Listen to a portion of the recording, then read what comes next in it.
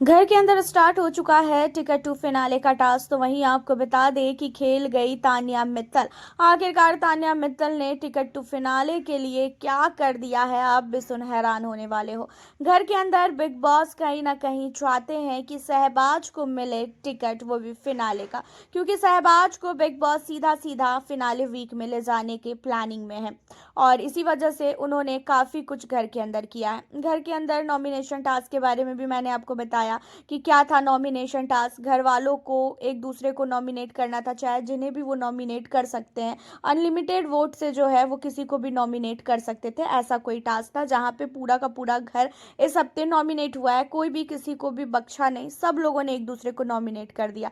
घर के अंदर 8 सदस्य नॉमिनेटेड है। अब होता यह है कि घर के अंदर बिग बॉस ने ये किया है कि जो बाकी सदस्य हैं उन लोगों को असेंबली रूम में ही बोला कि आप लोगों में से आप लोगों को एक मौका मैं दे रहा हूँ कि टिकट टू फिनाले में किसे आप ले जाना चाहते हो।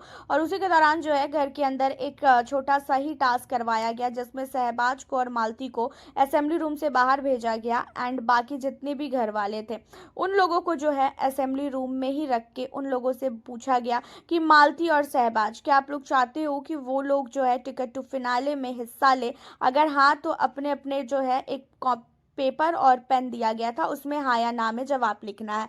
अब यहाँ पे जो है तान्या मित्तल ने डायरेक्टली ना कर दिया। उसने कहा कि नहीं, मैं नहीं चाहती हूँ कि सहबाज भी टिकट टू फिनाले का कोई भी हकदार बने, कोई भी टास्क में उसका कोई भी, मैं नहीं चाहूंगी कि वो आए। और मालती का भी मैं नहीं चाहती हूँ, क्योंकि ये दोनों वाइल्ड कार्ड आए हैं और वाइल्ड कार्ड के साथ जो वाइल्ड कार्ड के अंदर चीज़ें होती है ना, कि भाई वो बाहर से बहुत सारी चीज़ें देख कर आए हैं, उसके हिसाब से वो घर के अंदर बहुत कुछ कर सकते थे। लेकिन ना ही सहबाज के अंदर वो गेम मुझे देखने को मिला है और ना ही मालती के अंदर मुझे देखने को मिला।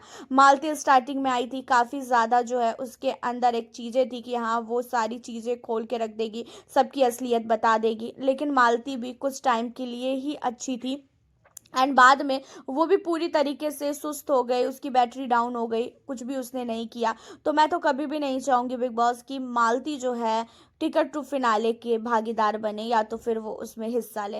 एंड मालती से वैसे भी आपको पता ही है तान्या का बिल्कुल भी नहीं जमता है, तान्या बिल्कुल भी पसंद करती ही नहीं है मालती को। एंड मालती के बाद जो है दूसरा नाम यहाँ पे तान्या मित्तल ने लिया है, वो है सहबाज का। सहबाज को भी तान्या नहीं चाहती है टिकट टू फिनाले में वो जाए, और सहबाज का नाम लेने का मेन रीज़न ये भी था कि सहबाज ने जो है ना बहुत सारी चीज़ें की है तान्या के खिलाफ।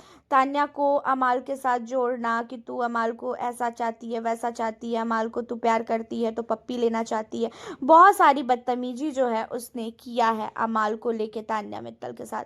और तान्या के पास अगर ऑप्शन आएगा तो वो चाहेगी ही नहीं कि चाहे सहबाज हो चाहे फिर वो मालती हो, वो दोनों टिकट टू फिनाले के लिए जो है टास्क में आगे चल के हिस्सा ले।